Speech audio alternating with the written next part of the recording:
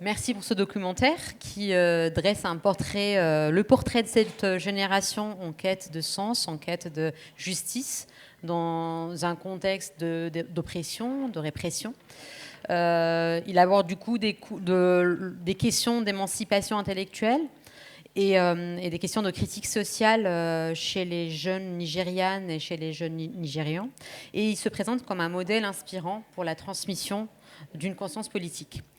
On a la chance, on a le privilège d'avoir avec nous le réalisateur qui a sillonné, parce que le film vient de sortir, donc voilà, vous avez fait le tour de la France pour le film. Et donc, vous venez, vous réalisez ce film, et là, vous nous offrez une perspective artistique sur l'éveil de la conscience politique dans ce contexte, dans un contexte d'oppression et de répression qu'a connu le Nigeria. Isabelle Coutan, vous êtes sociologue, vous avez travaillé sur les dynamiques d'interaction entre les classes populaires et les institutions et les mécanismes de marginalisation et de résistance dans les quartiers populaires. Et on a aussi avec nous Franck Mouget qui nous accueille, nous toutes, mais le lieu qui est, j'ai entendu dire, le capitaine de ce bateau. Juste ce que j'ai capté. En tout cas, vous avez joué un rôle central dans la réouverture et la gestion du bateau ivre, dont vous êtes le coordinateur général. Alors, en fait, une première question sera pour Alain Cassonda. Dans votre film, le ciné-club devient cet espace où les jeunes se politisent par le débat, par la réflexion collective. Qu'est-ce qui, selon vous, fait la force de cet espace comme moteur de conscience politique?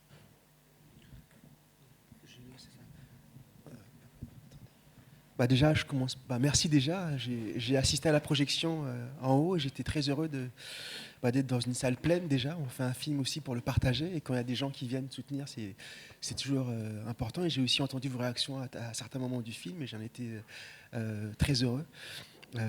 Ce film, c'est 5 ans de ma vie, 5 ans de travail. J'ai commencé à filmer en 2016 et le tournage s'est terminé en 2021. J'ai pas filmé pendant tous ces 5 ans, mais j'ai fait d'autres choses en parallèle, mais c'est 5 ans et plus ou moins 2 ans de montage. Et en gros, cet espace-là, ce qui fait sa spécificité, c'est que justement, il venait combler un manque, il venait combler un vide au sein de l'université. Donc l'université d'Ibadan, le film s'ouvre sur une archive d'inauguration du campus en 1954 par les Britanniques. Donc c'est la première du Nigeria et une des plus anciennes d'Afrique de l'Ouest. Et ça a été un campus important sur le continent qui a formé plusieurs générations d'intellectuels, notamment des gens comme Wole Soyinka sont passés par UI avant d'aller en Angleterre pour suivre leurs études. En 59, Patrice Lumumba, donc le père de l'indépendance du Congo, est passé à Ibadan faire une conférence à son retour du Ghana où il était allé assister à la première conférence panafricaine. Malcolm X est passé à Ibadan, à l'université d'Ibadan, lors de son pèlerinage à la Mecque. Il s'est arrêté à la fac d'Ibadan, il a aussi fait une conférence. Donc c'était vraiment un phare intellectuel important qui a aussi malheureusement périclité avec le temps et le désinvestissement de l'État dans l'enseignement supérieur. Et, sauf qu'aujourd'hui, c'est une fac qui vit toujours dans la gloire du passé. Donc il y a ce décalage-là entre ce que la fac a été et ce qu'elle est aujourd'hui. Mais malgré tout, elle produit quand même des gens intéressants, pertinents, mais dans des conditions matérielles qui se dégradent. Et qui ne font que se dégrader parce que l'État investit de moins en moins dans l'éducation supérieure. Et donc, du coup, dans ce contexte-là, créer un espace au départ pas de divertissement, parce que d'emblée, l'idée, c'était de montrer des films qui n'étaient pas des films de divertissement, qui étaient des films qui, justement, amenaient à renvoyer autrement les étudiants à la réalité.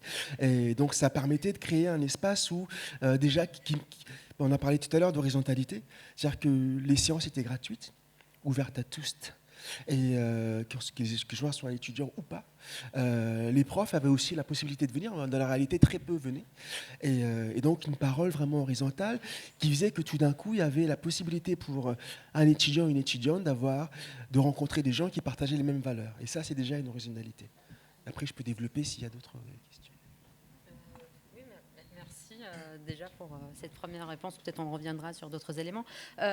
Isabelle Coutan, vous avez aussi observé, est-ce que vous avez observé, vous aussi, des expériences de transformation sociale dans les quartiers populaires que vous avez étudiés? Oui, il y a plusieurs formes, mais le film, ce qui m'évoque en premier, d'une part, la première fois que j'ai vu le film, ce qui m'a frappé, c'est la proximité avec des préoccupations d'étudiants ailleurs, et notamment aussi à Paris. Et donc, il y a cette dimension, effectivement, de ce qui se passe au niveau de la génération, de manière horizontale. Et je pense que le fait aussi d'avoir cette langue en commun qui est l'anglais, dans toute la population étudiante, maintenant, je pense, à l'échelle mondiale, et aussi les réseaux sociaux, qui permettent une prise de conscience collective et des formes de mobilisation aussi collective. La mobilisation, elle passe aussi par les réseaux sociaux. Moi, ça, c'est quelque chose qui m'avait frappé en 2015. Alors, j'avais travaillé sur un quartier populaire et sur l'occupation d'un ancien lycée désaffecté par des migrants au moment de la crise migratoire en 2015. C'était beaucoup des hommes originaires du Soudan, d'Érythrée, et puis après aussi un peu d'Afghanistan. Mais donc il y a deux protagonistes de cette histoire qui sont présents dans la salle. C'est-à-dire que ce qui s'est passé, c'est qu'au moment de cette crise migratoire, beaucoup de jeunes hommes, et pour un certain nombre d'entre eux, des étudiants du Soudan et d'Érythrée, étaient dans la rue en attente de réponse des institutions dans leur parcours d'exil. Et il y a eu un moment de jonction. Alors, moi, j'ai travaillé sur l'ensemble de la mobilisation et la manière dont la présence des migrants, ce que ça faisait au quartier populaire, mais en même temps, c'était un peu un sous-axe, mais j'ai observé cette rencontre entre les étudiants parisiens ou d'Île-de-France et ces étudiants qui provenaient de ces pays d'Afrique. Et ça a donné lieu aussi, parce qu'il y avait cette possibilité de communiquer à travers l'anglais et puis aussi de rester en lien à travers les réseaux sociaux, de penser une lutte. Alors, je n'ai pas assisté au début des mobilisations où il y avait des assemblées générales dans la rue, mais je le suivais sur les réseaux sociaux à distance. Et au moment où ils sont arrivés dans ce bâtiment désaffecté, là, j'ai un peu observé ce qui se passait. Et effectivement, ce travail un peu de conscientisation politique qui se faisait au fur et à mesure du temps, et en partie pour les étudiants d'ici. Et donc, ce qui était intéressant aussi, c'est de voir comment s'inventait, à partir de l'occupation collective d'un lieu, aussi, il y a eu beaucoup d'imagination, beaucoup d'inventions, et notamment, c'est à ce moment-là qu'est née par le bas l'idée par des étudiants parisiens d'ouvrir les grandes écoles, les universités, aux exilés, et notamment à l'école normale supérieure, l'invention ils se sont dit, on a bien des programmes professeurs invités, pourquoi on n'inventerait pas un programme étudiant invité? Et donc ça s'est fait par le bas, en fait, sans forcément même avoir au départ les accords des institutions. Et donc voilà, moi le film, il a fait résonance avec ça, et ce sentiment effectivement qu'il y a quand même une conscience générationnelle horizontale, étudiante, qui traverse, qui a des préoccupations, des concepts communs. Très bien. Peut-être avant de donner la parole à Franck, peut-être on peut revenir sur le contexte politique et social du Nigeria et les évolutions qu'a pu. Enfin, vous avez dit que vous avez filmé pendant 6 ans. Est-ce que, que le film s'est déroulé pendant 6 ans, est-ce qu'il y a eu une évolution de cette conscientisation?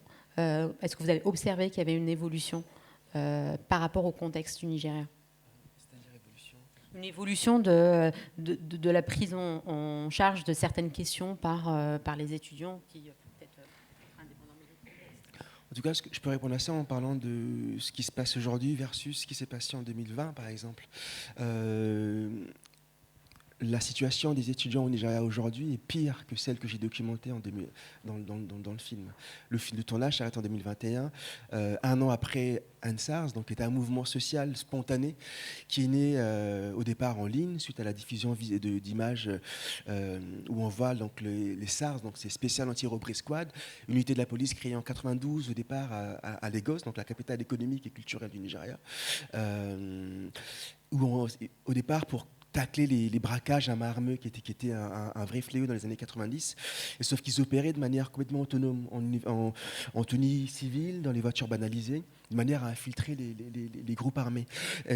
Sauf qu'avec le temps, ils se sont tellement autonomisés qu'ils sont eux-mêmes devenus un groupe armé, un problème pour la société. Il y a plusieurs la dénonciation de bavures. Amnesty International a fait plusieurs rapports qui faisaient état de viols, torture, d'exécutions extrajudiciaires. Donc il y a eu plusieurs appels au démantèlement des SARS. Et d'ailleurs, le hashtag #EndSARS date de 2017. Donc il y a eu 4 tentatives successives de démantèlement qui ont à chaque fois échoué. Et c'est ces vidéos virales-là qui ont fait que les gens sont massivement descendus dans la rue et que ça a, cette fois-ci, fonctionné. Et en fait, la dimension inédite du mouvement tient au fait qu'il n'y avait pas de leader identifié. C'est que les gens s'organisaient via les réseaux sociaux. Un groupe pouvait se retrouver à un endroit et partager la géolocalisation et passer de 100 à 1000 personnes en 2 heures. Donc c'était imprévisible. Le pouvoir ne pouvait pas anticiper le mouvement, sauf à la fin, quand il y a eu des couvre-feux, et que 2 endroits sont devenus des lieux de rassemblement. Le premier était à La Houssa, donc c'est les bureaux du gouverneur de l'État de Lagos, et le deuxième, c'est le péage de Lekki. Il faut savoir que Lagos, donc le centre-ville économique, ce sont 2 îles, donc qui sont reliées par plusieurs ponts, et il y a aussi un grand péage, donc ce péage de Lekki qui permet en fait de convoyer tous les travailleurs, quoi. Et donc bloquer cet endroit stratégique, ça perturbait l'activité économique de la ville. Et en fait, sauf que ce péage-là était aussi géré, et la boîte qui gère ce péage-là, un des actionnaires principaux, c'est l'ancien gouverneur de l'État de Lagos et l'actuel président du Nigeria. Donc c'était des millions de naira qui disparaissaient dans la nature, et en fait, ordonner donc tuer les manifestants a aussi tué le mouvement ce jour-là, le 20 octobre 2020. Donc, sauf que ce qui s'est passé, c'est que ça, c'est 2020. 2023, il y a des élections présidentielles qui portent au pouvoir Buhari, enfin pas Buhari, mais Tinubu, l'actuel président, et qui met en œuvre un certain nombre de mesures d'austérité qui rendent la vie impossible aux Nigérians. Concrètement, il y a 2 mesures que je peux citer. La première, c'est la dévaluation du naira. La monnaie nigériane. Quand je suis arrivé en 2015, 1 euro équivalait à peu près à 200 naira. On est arrivé presque à 2000 naira. Là, on est à 1500, 1800 naira. Une autre mesure phare a été l'arrêt des subventions au prix à la pompe. Le Nigeria, qui est le principal producteur africain de brut, exporte le pétrole le brut et importe l'essence raffinée. Et pour maintenir les prix artificiellement abordables pour la population, l'État a subventionné pour éviter que ça soit livré à la loi du marché. Donc la suppression des subventions a eu un effet mécanique d'augmentation du prix de l'essence. Et comme les denrées alimentaires viennent du nord du pays, ça a augmenté une inflation, notamment des denrées alimentaires. Ce qui fait qu'aujourd'hui, les gens ont simplement du mal à se nourrir. Donc il y a eu un autre mouvement social qui a commencé au mois d'août, là, qui s'appelle End Bad Governance, qui a duré, il y a eu 10 jours de manifestation du 1er au 10 contre la vie chère. Et sauf que cette fois-ci, le mouvement était différent du EndSARS. Il était porté par les syndicats et les organisations sociales de la société civile, avec une plateforme de demande qui était très claire et avec des leaders identifiés. Premier jour, 13 morts. L'armée et la police ont tiré. Donc c'est aussi ça la réalité du Nigeria. Donc EndSARS, il y en aura d'autres des EndSARS parce que les conditions sont réunies pour que d'autres mouvements sociaux arrivent. Et est-ce qu'il y avait des étudiants qui étaient tués, qui étaient derrière le mouvement Alors, le mouvement End Bad Governance, contrairement à EndSARS, n'est pas porté par les étudiants. Il est beaucoup plus porté par les partis politiques minoritaires, les partis communistes, ou en tout cas l'opposition marginalisée, et les syndicats. Donc ça, et les associations aussi. Les étudiants sont aussi là, mais ce n'est pas eux qui sont là. Bien. On va parler un petit peu du lieu. Donc ici, vous soutenez vous soutenez un espace de parole, de réflexion qui favorise la prise de conscience politique. Et comment s'agrègent les initiatives qui s'offrent dans ce lieu-là pour amener à avoir une conscientisation politique? Je vais vous avouer une chose, c'est que la passerelle est compliquée. Je veux dire, entre le sérieux de l'engagement, de vie ou de mort, j'ai envie... C'est super dur, quoi, en fait. Mais je vais quand même essayer de nous relier parce qu'il y a effectivement un lien de conscience, en fait, dans la responsabilité qu'on a envie de prendre pour agir le monde autrement. Donc, commencer par changer soi. D'ailleurs, j'ai aimé beaucoup cette femme qui intervenait là tout à l'heure. Elle a eu des interventions hyper justes, plus que pertinentes. Et c'était beau de l'avoir parlé avec cet engagement-là, avec cette passion-là, que moi je retrouve des fois pour ce lieu, pour dire aux gens qu'il faut se bouger, voilà, qu'on retrouve dans les soulèvements de la terre, qui à un moment donné, contre l'agro-industrie, contre la bétonisation de notre monde. Et on a les mêmes violences, hein. Alors à ce moment-là, il y a un lien évident qui se fait, c'est-à-dire que les violences policières peuvent être très organisées. Tu parlais de ce péage de Lekki, c'est ça? Ouais, quand tu t'attaques à des bassines, tu t'attaques parfois à En fait, ce pour genre. la première du film, c'était pendant Sainte-Soline, quand on a montré le film à Cinéma du Réel. Donc le lien était là Toi, aussi pour les spectateurs. Bon, j'ai pas fait exprès, je le savais pas, mais voilà.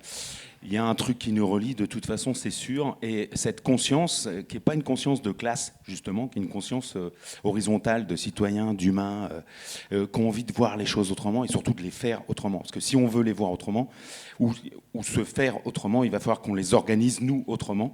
Ce qu'on a vu avec l'école, ce qu'on a vu dans tous les films, en fait, c'est que pour faire autrement, il faut qu'on explore ensemble et qu'on se fasse confiance. Et donc ce lieu de confiance qui est la projection des films et cette mise en miroir, en perspective, et ces gens qui discutent, qui débattent, qui se respectent quand même dans le débat et dans la discussion, c'est ça qu'on aimerait et qu'on essaye et qu'on construit ici. C'est le lieu qui nous ramène toujours à cette réalité, en fait. C'est le lieu, le patron, en fait. Le capitaine, c'est le lieu, en fait. Moi, je suis une figure de proue à des moments, puis je vais passer le relais aussi, mais il en faut des figures de proue, mais en fait, c'est pas ça le plus important. On l'a vu avec le professeur Jérémy, c'est ce qu'il disait aussi, c'est-à-dire qu'en fait, on est des passeurs, et ce qu'on a vu dans la dysphonie aussi, voilà, on est des pharynxeurs, à un moment donné, parce qu'on veut provoquer la résonance, quoi. Et la résonance du faire ensemble, c'est ce qui nous est donné de plus beau, c'est-à-dire soyons responsables. Pour l'être collectivement, il faut l'être un peu individuellement. Bon, je sais pas, on reviendra peut-être sur des trucs, mais voilà, j'ai envie de dire qu'on a défendu ce lieu, parce qu'en fait, par rapport à ce qu'on disait sur l'éducation tout à l'heure, c'est exactement la même problématique. On est dans une culture bourgeoise. Et en fait, on n'arrive pas à faire venir dans les lieux de culture des gens, tous les gens. Il n'y a pas un public, il y a des publics. Nous, on essaye d'en parler comme ça. Et on s'est approprié un lieu, pas pour dire on est propriétaire d'un lieu, mais pour dire qu'on va mieux le partager. En étant propriétaire à plusieurs de ce lieu, on va pouvoir mieux le partager. Mieux le partager, ça veut dire se poser la question tous les jours du fait qu'on n'est jamais fini et qu'on est toujours en train de penser à l'autre, celui qui ne vient pas, quoi. Et celui qui ne vient pas, il est en face de chez nous, là. Il est dans le quartier Sanitas. On en parlait tout à l'heure avec l'autre prof, Thierry. Donc, c'est ce défi-là qu'on a, quoi. Comment on fait culture populaire, comment on réunit les gens autour des cultures, autour des arts, autour de l'éducation, autour de la défense des droits des hommes et des femmes. Et c'est ça notre défi commun, en fait. Notre commun. Est-ce que le ciné-club existe toujours? Est-ce qu'il a essaimé? Bien sûr, il existe toujours. Et justement, moi, au mois de juin, j'étais retourné présenter le film dans le ciné-club où je l'ai tourné, en fait. Et c'était beau parce que c'était une mise en abîme en permanence. Parce que la salle qui était à droite regardait l'écran qui montrait la même salle. Donc c'était très chouette. Et c'était plus les mêmes étudiants. Parce que du coup, c'est une autre génération d'étudiants qui a pris le relais. Parce que les protagonistes qu'on voit dans le film, pour beaucoup, il y a une fuite des cerveaux qui a lieu aujourd'hui au Nigeria et qui est massive. Les intellectuels partent, les étudiants partent, ceux qui peuvent ont des bourses pour partir à l'étranger. Un exemple, enfin 3-4 exemples. Layé, l'étudiant qui dit on a qu'à récupérer les œuvres d'art pillées pendant la colonisation, on en fait ce qu'on veut, c'est notre patrimoine. Il fait une thèse en philosophie en Caroline du Sud. Diekara, la fille qui modère la discussion sur le mal logement, elle fait une thèse en African Studies à Harvard. La fille qui dit qu'elle a été sans abri. L'année dernière, elle était à Birmingham pour finir ses études de droit. Et le dernier, c'est Toby, c'est lui qui programme les films à la fin. Il était étudiant en droit, en fait, il a découvert le cinéma à travers le ciné-club. Et là, il fait une école de cinéma en Nouvelle-Orléans, aux États-Unis. En gros, ils partent aux États-Unis parce qu'ils ont des bourses en Angleterre ou au Canada. C'est aussi la langue qui fait ça. Mais ça veut dire aussi que les forces vives, en fait, sont en train de quitter le pays. Ce qui est valable pour les étudiants, l'est pour les infirmières, l'est pour certains profs, l'est pour les médecins. Parce que pareil, les infirmières sont extrêmement mal payées et du coup, elles partent pour mieux gagner leur vie. Et donc, il y a un truc où l'État organise le suicide collectif de la société, en fait. Le lien est en train de se distendre parce qu'il y a un décalage qui est beaucoup plus fort. Il y a des parallèles. Moi, je pense que je vis ce film comme aussi un miroir de la société française quand je le montre ici, parce que tu disais à juste titre, vous disiez à juste titre que les préoccupations sont les mêmes, même les discours sont les mêmes, les concepts utilisés sont les mêmes, mais les contextes généraux sont aussi les mêmes. La question de la crise de la gouvernance, on l'a vu ici, évidemment pas au même niveau. Quand on manifeste, on n'a pas l'armée, la police qui nous tire à balles réelles dessus, mais on a la Bravem aussi quand on descend dans la rue. Et on a aussi des élections législatives qui n'aboutissent pas à une assemblée qui correspond à un gouvernement qui correspond à l'expression populaire du vote. Donc il y a aussi cette crise de gouvernance qu'on a aussi en France. Et même les questions de précarité étudiante se posent aussi en France, parfois dans les mêmes termes, de mal logement, de faim des étudiants qui vont à la soupe populaire parce qu'ils ne peuvent pas manger. Et donc il y a toutes ces questions-là qui font sens. Et j'ai perdu le fil de ma pensée, mais ce que je voulais juste dire par là, c'est que je pense que c'est intéressant qu'on essaie de penser c'est des réseaux, et je reviens sur ce que vous disiez, c'est qu'un espace comme celui-là, j'ai appris tout à l'heure que c'était anciennement une salle de cinéma, donc ça fait encore plus sens que ce film soit montré là. En fait, ces lieux-là, c'est des espaces démocratiques, et c'est vraiment important qu'on se retrouve ici pour échanger sur le lien entre nous et l'ailleurs. Ce qui est construit comme l'ailleurs est en fait un miroir de nous-mêmes. J'aimerais bien qu'on revienne, voilà, on s'est un petit peu éloigné, mais j'aimerais bien qu'on revienne de pourquoi vous avez appelé le Coconut Head Generation. Ah, bien sûr. Le Coconut Head, c'est une insulte au Nigeria. Ça veut dire, ça qualifie quelqu'un qui a la tête dure et creuse, comme une noix de coco.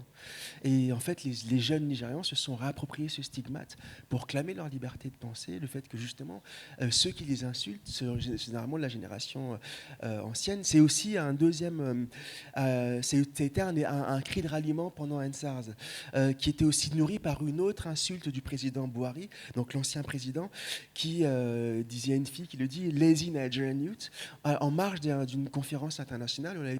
On lui avait posé la question du taux de chômage des jeunes qui est plus de 50% au Nigeria. Et sa seule réponse était qu'ils étaient paresseux. Et ils ont qu'à traverser la route pour trouver du boulot. Exactement. On a la même version ici. Exactement. Et donc, du coup, c'est les Nigerian Youth, Coconut Head Generation, c'était vraiment des cris de ralliement pour justement poser des questions plus fondamentales que le problème, c'est aussi la gouvernance. C'est d'abord la gouvernance. Donc, c'était un stigmate qui a été retourné. Isabelle, voilà, on voit cette manière dont les jeunes se sont réappropriés des stigmatisations sociales ou culturelles pour en faire un symbole de résilience. Est-ce que vous avez pu observer ça dans les terrains que vous avez étudiés ? Oui, cette question du retournement du stigmate. Alors, pas tout à fait dans les mêmes thèmes, mais pour le coup, moi j'ai plus travaillé sur une jeunesse qui est pas forcément dans un rapport simple à l'institution scolaire, sur les parcours de sortie de délinquance. Je travaillais un peu avec ce public-là, la culture de rue, donc pour faire le lien aussi avec le film précédent. Mais effectivement, la question de ces jeunes stigmatisés des quartiers, eux, ils en font une fierté. Donc, toute la culture hip-hop, le rap, c'est une forme effectivement de retournement du stigmate. Et c'est à la fois une forme de prise de conscience collective, de conditions communes, c'est une possibilité aussi d'émancipation, aussi d'estime de soi, et en même temps, cette culture de rue, c'est aussi, pour un certain nombre d'entre eux et elles, mais plutôt eux, un piège, en fait. Et notamment toute cette problématique des affrontements entre quartiers, de logique d'honneur, de survirilité, qui fait qu'en fait, ils se retrouvent victimes. C'est à la fois une émancipation et un enfermement. Et donc moi, c'est quelque chose qui me travaillait, et sur la question aussi de comment on essaye chacun là où on est, pour faire aussi le lien avec des discussions qu'on a eues sur les 2 jours, mais comment on invente, même de notre métier de chercheur. C'est des choses qui maintenant sont en lien aussi avec toute cette question de pas imposer non plus dans la recherche, dans le savoir, essayer de faire des choses de manière un peu plus horizontale. C'est pas simplement le chercheur qui sait, qui travaille sur ces enquêtés. Le terme en plus qu'on utilisait, nous, on disait même les indigènes, hein, pour dire les enquêtés. Ça vient de l'anthropologie. Donc comment on essaye de travailler peut-être un peu autrement. Et moi, c'est ce qui m'a fait tester une expérience de documentaire radio, dans l'idée que ce que je fais, ça puisse aussi accéder à ces jeunes qui souvent sont déscolarisés assez tôt et qui ne sont pas ceux qui lisent des livres en tout cas, et encore moins des articles scientifiques.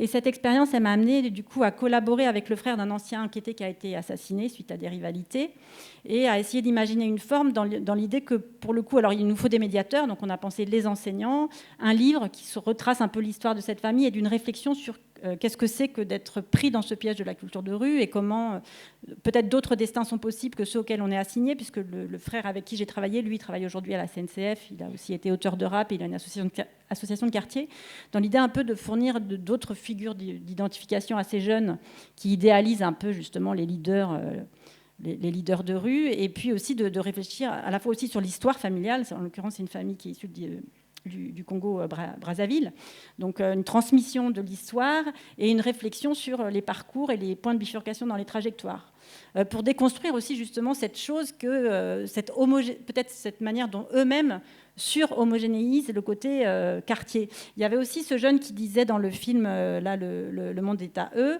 en fait c'est l'école ou la rue. J'ai l'impression que j'arrive pas à faire les deux. Et en fait, si, il y en a plein qui arrivent à faire les deux. Mais donc voilà, il y a tout un travail à faire. Et donc l'idée aussi de ce livre, alors c'est que là, on va aller à Romans-sur-Isère, où il y a eu Thomas avait été assassiné là à Crépol, pour travailler. Il y a des enseignants qui travaillent le livre avec des collégiens. Moi, je découvre. Mais comment, voilà, chacun de nos places, on peut quand même inventer aussi des formes d'innovation dans les manières d'enseigner, de faire de la recherche. Et donc, apparemment, c'est une technique que vous connaissez, c'est l'arpentage. Donc, moi, je découvre. Donc, il découpe le livre et il donne des passages du livre découpés aux élèves, et chacun raconte aux autres ce qu'il a compris. Et puis, ils en font des dessins, ils en font des slams. Enfin, voilà. Et donc moi aussi, je découvre d'autres manières aussi de faire mon travail. Mais je pense que voilà, il y a quelque chose d'un peu général, ce qui se passe dans plein de professions, dans plein de places sociales, où on essaie... c'est ça, si on ne veut pas se laisser complètement déprimer par le contexte et l'idée, si on n'arrive pas tout de suite à changer les choses au niveau des structures, voilà, qu'est-ce qu'on peut faire dans les espaces où on est, dans les bulles qu'on peut se créer, voilà. On va prendre les questions du public et après on ouvrira sur une dernière question. Bonjour, merci beaucoup pour le film qui a été vraiment magnifique, et aussi esthétiquement, j'ai trouvé ça superbe, à la fois la géographie du campus, le lieu, la pluie et la beauté des visages, les prises de parole, elles irradient, et c'est magnifique à voir. Donc, au niveau de la lumière et de la musique, il y a vraiment quelque chose qui se passe qui est superbe. Donc, merci beaucoup.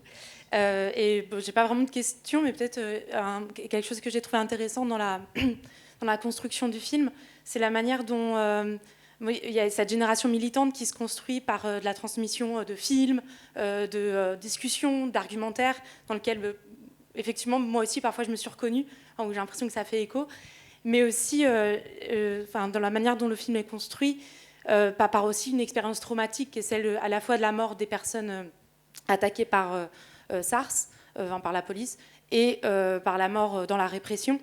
Et je me demandais, voilà, comment est-ce que vous avez conçu, ou comment les personnes avec qui vous travaillez conçoivent cette manière dont une génération militante se construit aussi par le traumatisme, le rapport à la mort et au deuil, qui sont quand même très présents dans le film, et qui font aussi écho, au fait, avec des militantismes récents en France, avec les questions de la lutte contre les violences policières, etc.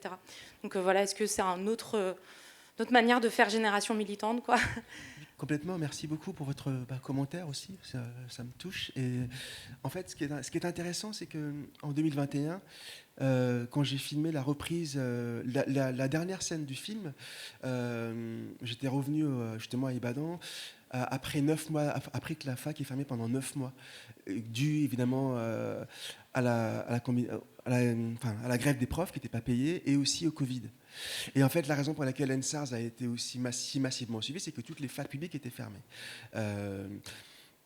Et les 3 premières séances étaient cathartiques. C'est-à-dire que chacun venait déposer son traumatisme. Chacun racontait son Ensars à lui ou à elle. Et j'ai pas gardé, parce que c'est un film, il faut faire des choix de montage, mais ce qui était intéressant, c'est que indépendamment des films qui étaient montés, même la discussion qu'il y a eu après le film de Medondo qui parle d'esclavage, en parlait quand même d'Ensars. Et donc c'était vraiment aussi un lieu où les gens pouvaient y aller, les étudiants commençaient à aller pour écouter les autres, mais aussi être écoutés. Parce que beaucoup disaient, moi j'ai cessé de croire en mon pays à ce moment-là. Parce qu'il y avait... Moi, ce qui m'avait frappé en arrivant au Nigeria, c'est à quel point les jeunes que je côtoyais étaient fiers. Il y a toujours, malheureusement, dans certains contextes africains, cette espèce de complexe par rapport à l'Occident, par rapport au blanc, par rapport à l'autre.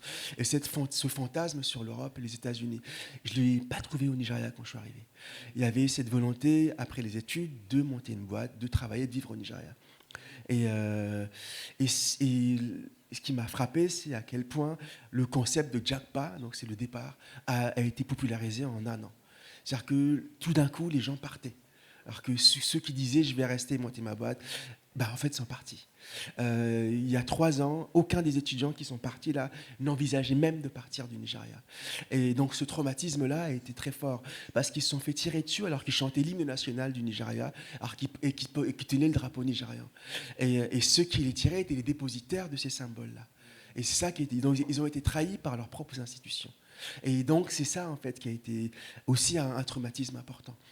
Donc, et donc du coup c'était ça, cet espace-là, c'était au départ un espace de politisation, mais c'était aussi devenu un espace d'écoute. Donc ça rejoint ça. Merci beaucoup pour ce film, je trouvais ça super, super beau, super intéressant, avec des interventions effectivement très riches. Moi ça m'a fait penser, alors ça n'a pas grand-chose à voir et en même temps ça a à voir, j'ai beaucoup pensé à un film de Virginie Linhart, qui avait fait un film sur la disparition de la fac de Vincennes, au Bois de Boulogne, et elle utilisait des images d'archives où on voyait des mecs fumer, le bordel, les syndicats, et alors dans un contexte très différent parce qu'à l'époque c'était surtout des bourgeois qui allaient à la fac, mais c'était très politisé et avec comme ça des prises de parole très très fortes, quoi. Et donc d'une part ça m'a fait penser à quel point finalement les 40 dernières années ont été une période d'aseptisation des facs en France, du débat dans les facs. Et voilà, enfin, si on vient, il y a plusieurs chercheurs ici qui sont au campus Condorcet. Si on vient au campus Condorcet, ça fait drôle. Voilà, ça fait un peu. Ça fait drôle parce que c'est tout propre, il n'y a pas d'affiche, on n'a même pas le droit de punaiser des trucs sur les murs. Voilà, parce que c'est un partenariat public-privé pour les bâtiments. Et ça a des effets en fait sur les débats publics, sur tout ça. Et j'en suis responsable comme tous mes collègues qui contribuons à être contents d'être dans cet univers feutré et bien organisé. Hein, et je dis pas que c'est bien d'avoir des coupures d'électricité, mais je dis juste ça visuellement, ça donne à voir ce que pourrait être une fac plus charnelle, quoi. Voilà, il y a un truc un peu comme ça. Avec les transpirations, les débats, voilà. Et donc ma question, la suivante. Ce qu'on voit, en fait, est-ce que c'est quelque chose qui est représentatif de quelque chose qui est plus général dans les facs du Nigeria, ou est-ce que là, on est dans les départements de sciences sociales, African Studies et Social Science, et à l'intérieur de ces départements de sciences sociales, on est dans le petit club du machin des anciens militants, enfin, est-ce qu'on est dans la cellule sud locale, finalement en chemistry et en biology, il n'y a pas de débat et tout le monde est aux... Voilà. Qu'est-ce que ça représente, le film, par rapport à la conscience politique et au débat politique qui traverse les facs nigériennes? C'est vraiment une question que je me suis posée. Je me disais, voilà, est-ce qu'on est dans un petit comité ou est-ce qu'on est dans un petit comité qui représente... Alors, évidemment, c'est peut-être une question... Voilà, mais le choix qui est fait. En fait, c'est les deux. Dans le sens où la beauté du ciné-club, là, c'est que c'est des étudiants qui viennent de partout. J'ai dit tout à l'heure, Toby, il était en droit. Il y a des étudiants qui venaient d'agronomie, d'autres d'anglais. Il n'y a pas que des sciences sociales. Il se trouve que ça se passe au département d'African Studies, et parce que l'association qui permettait d'avoir accès à l'espace était l'association d'étudiants d'études africaines. Donc c'est eux qui permettaient finalement d'ouvrir la porte. Une fois que la porte était ouverte, en fait, ils venaient de partout. Et c'était devenu aussi un lieu où les étudiants se retrouvaient, alors qu'ils n'avaient pas d'autres occasions de se retrouver dans la semaine. Donc vraiment, c'est ce groupe-là, qui n'était pas toujours le même d'ailleurs d'une semaine à l'autre, ils sont représentatifs du campus. Mais après, ils ne sont pas forcément représentatifs de tous les étudiants, parce qu'au bout d'un moment, c'est des étudiants qui pensent d'une certaine manière qui y vont. Mais après, ce que je trouve aussi intéressant, c'est que je dis que je l'ai essayé à chaque fois les deux, ils sont aussi représentatifs d'autres étudiants dans d'autres campus. C'est-à-dire qu'il n'y a pas nécessairement des espaces comme celui-là dans d'autres campus, mais par contre, il y a beaucoup d'étudiants comme ceux-là dans d'autres campus. Notamment le photographe qui vient présenter ses photos, il n'est pas d'Ibadan. Il est d'Unilag, c'est la fac publique de Lagos. Et donc on est allé présenter au mois de juin, quand j'étais, on a présenté le film à Unilag aussi. Et les discussions aussi étaient du même ordre. Et le problème, c'est pas... je ne peux pas dire que ces étudiants-là représentent 80% des étudiants. C'est faux, je ne peux pas dire les proportions. Mais par contre, ils sont représentatifs d'un débat public dans la jeunesse qui traverse la jeunesse nigériane. Ça, c'est évident. Parce que ceux qui ont fait NSERS, les étudiants n'étaient pas majoritaires dans les manifestants. Il y avait plein de gens qui n'étaient pas étudiants dans NSERS. Mais ils partageaient tous ce ras-le-bol, cette frustration devant... le fait d'être des cadets sociaux en permanence, quoi. C'est-à-dire que l'absence de perspective fait qu'il y a une forme d'urgence qui fait que c'est pas juste des mots. Ça renvoie à une réalité propre, une réalité profonde, et ce qui est dit est vécu. Et c'est ça aussi qui donne peut-être la dimension... c'est pas sincère ou forte de certaines prises de parole, c'est parce que lorsque DE prend une parole féministe, c'est qu'elle vit dans sa chair sa condition de femme. Au Nigeria, un homme, lorsqu'il épouse une étrangère, peut lui donner la nationalité nigériane. Une femme ne peut pas donner la nationalité nigériane à son mari qui est étranger. Jusqu'à récemment, une femme n'avait pas le droit d'ouvrir un compte bancaire sans l'autorisation de son mari. Donc le patriarcat a des conséquences directes dans la vie des femmes. Et donc quand elle prend la parole pour dire que... par exemple, le viol conjugal n'est puni qu'à Lagos, c'est une réalité de millions. Donc en fait, cette forme d'urgence-là produit aussi une parole particulière. Et donc voilà. On est ici. Merci beaucoup pour ce film. Alors, pour contextualiser un peu ma question, il se trouve que pendant un échange universitaire, j'ai passé 1 an au Brésil, et donc à l'Université fédérale de Rio de Janeiro. Et j'étais assez abasourdi de voir un cours d'économie qui se centrait sur un semestre entier de lecture du Capital de Marx. Et ma question, c'était, on parle beaucoup de la relation de ces universitaires à l'Occident, mais c'est comment cet espace-là, de films, de rencontres que vous présentez dans le film, permettait aussi de proposer des nouvelles manières de penser et de théoriser des choses que des auteurs occidentaux qu'on fait importer beaucoup dans ces facs-là permettaient de créer, quoi. Un peu, qu'est-ce qu'ils proposaient comme nouvelle manière de penser que les penseurs occidentaux laissaient complètement... Je ne sais pas si c'est dans ces termes-là que je pourrais analyser l'expérience collective du ciné-club. Parce que le contexte brésilien est encore différent, c'est une autre histoire, c'est encore d'autres choses. Et là, je pense qu'il faut le replacer dans le contexte nigérian d'une université qui, bien qu'étant... qui est surtout caractérisé par une espèce de conformisme important. L'héritage colonial britannique se sent encore aujourd'hui dans la fac d'Ibadan. Et cet espace-là, c'était aussi un espace d'émancipation par rapport à toutes les formes de domination qui se cumulent. J'ai filmé à un moment donné des panneaux dans la fac qui disent aussi la manière dont les corps et les comportements sont policés. Habillez-vous d'une certaine manière, dites-tuez l'abstinence. Il y a une espèce de conjonction à la fois d'une approche très puritaine, mais aussi très autoritaire, qui fait qu'en fait, il y a peu d'espace de liberté, peu d'espace de liberté d'expression, alors que c'est une université qui est censée être un endroit où on cultive la liberté de penser, une pensée critique. Et c'est précisément un lieu qui crée du conformisme. Et donc, en fait, le ciné-club était juste répondait juste à une première demande, de créer un espace qui qui soit une bulle d'oxygène. Après, penser à d'autres modes de philosophie qui s'inspirent plus des cosmogonies, des modes de courant de pensée africains ou autres, on n'en est pas encore à cette étape-là. On est juste à un endroit où on peut se poser, voir les films comme des outils de réflexion qui renvoient autrement à la réalité et au contexte nigérian et faire société. Et j'ai un exemple très, très concret aussi, c'est qu'en 2019, il y avait une série de cambriolages dans le campus. Le campus d'Ibadan fonctionne un peu comme sur le modèle des campus américains, c'est-à-dire que tout est intégré. C'est-à-dire qu'il y a des cours, mais les logements étudiants sont dans le campus, les professeurs sont aussi dans le campus, il y a une banque, il y a un théâtre, il y a plein d'entreprises qui fait qu'on peut passer un mois sans avoir à sortir du campus, parce qu'on y trouve tout. Et il y a eu une série de cambriolages dans le campus, et la réaction a été assez molle. Et il y a eu une manifestation qui a eu lieu. 3/4 des manifestants dans le campus qui réclamaient de l'administration des meilleures conditions de sécurité, c'était les étudiants du ciné-club. Ça dit aussi comment c'était un lieu qui n'était pas juste un lieu de parole, mais aussi un lieu qui poussait à l'action. Et tous les étudiants qu'on voit dans le film étaient dans Ansars. Donc c'est aussi ça, en fait, la première fonction de ce lieu-là, c'était un espace de lien et qui permettait de passer de la parole à une parole performative. Et ça, c'est déjà beaucoup dans ce contexte-là. Évidemment, ils lisent Le Capital, ils lisent Gramsci, ils disent tout ça, mais ce n'est pas forcément ça l'enjeu. L'enjeu, c'est qu'est-ce qu'on fait des lectures qu'on fait et comment est-ce qu'on essaie de changer malgré la chape de plomb. J'ai parlé tout à l'heure de la répression qui est très forte au Nigeria et qui empêche en réalité un changement pacifique. Et donc, je ne sais pas comment ça va aboutir, mais cette étape-là, elle est déjà importante.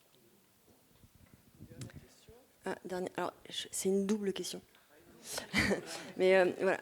Bon, alors il y a la question bateau. Vous avez commencé en disant que c'était 5 ans de votre vie, et après vous avez parlé du fait que quand vous êtes arrivé au Nigeria, mais du coup on a envie de vous demander pourquoi vous êtes arrivé au Nigeria et pourquoi ce film du coup.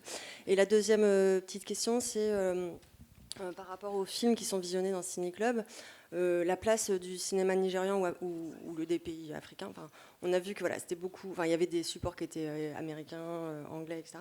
Et du coup, je me demandais qu'est-ce qu'il y avait comme matière, parce qu'on sait que c'est pas très soutenu comme production. Donc. Complètement. En fait, le Nigeria, c'est un des rares pays d'Afrique qui a une industrie cinématographique propre. C'est Nollywood. Donc, ils produisent en volume plus que Nollywood et plus que Hollywood, en fait. Ils produisent énormément de films. Sauf que c'est généralement des films commerciaux et qui sont montrés dans les réseaux de salles. En fait, les salles de cinéma au Nigeria sont souvent dans les centres commerciaux, sur le modèle américain, dans les malls. Et on va voir des blockbusters, où on va des films de divertissement en Hollywood. Et il n'y a absolument pas d'espace pour un cinéma d'auteur, documentaire, ou justement un cinéma panafricain. Et du coup, le ciné-club fonctionnait comme une cinémathèque. Et le film ne rend pas forcément hommage, ou on ne fait pas honneur à la diversité des films qui ont été montrés en réalité. Là, les films que j'ai choisis moi au montage, ça s'appelle des choix de montage, correspondaient aux discussions qu'il y avait, qui permettaient moi de montrer à quel point les revendications portées pendant Ansars étaient déjà discutées de la société, et en particulier en ciné-club là. Mais on a montré des films de Charlie Chaplin, on a montré des films de Dreyer, Ordette par exemple, on a montré des films sud-africains, on a passé aussi des films nigérians, mais des quelques films qui ne sont pas dans le secteur commercial. Et c'est souvent des Nigérians de la diaspora. Il y a quelques Nigérians au Nigeria qui aujourd'hui, je pense à quelqu'un comme CJ Obasi, qui a fait un film que je vous recommande vraiment, qui s'appelle Mamiwata. C'est un très beau film en noir et blanc qui est sorti l'année dernière, ou il y a 2 ans, qui était à Sundance, mais malheureusement en France il n'est pas sorti en salle, il est visible que sur les univers ciné notamment, et je crois en DVD, et c'est un très beau film. Donc on a montré quelques films comme ça, nigériens, mais très peu, parce que ce qui était important, c'était aussi d'amener les étudiants à avoir accès à des œuvres qui ne sont pas visibles au Nigeria, en tout cas dans le secteur commercial. Et moi, pourquoi je suis arrivé au Nigeria, c'est qu'en fait ma compagne est anthropologue. Elle a eu un poste de recherche dans une institution qui était hébergée par l'université d'Ibadan. Et c'est comme ça que je suis arrivé là, et c'est comme ça que j'ai connu les étudiants. Voilà. Très bien, merci. Écoutez, malheureusement, on va être obligé de s'arrêter là. On vous remercie toutes et tous pour cette table ronde, et Alain pour ton magnifique film. Bravo. Merci bravo beaucoup à vous. Ah, oui. Merci d'être là.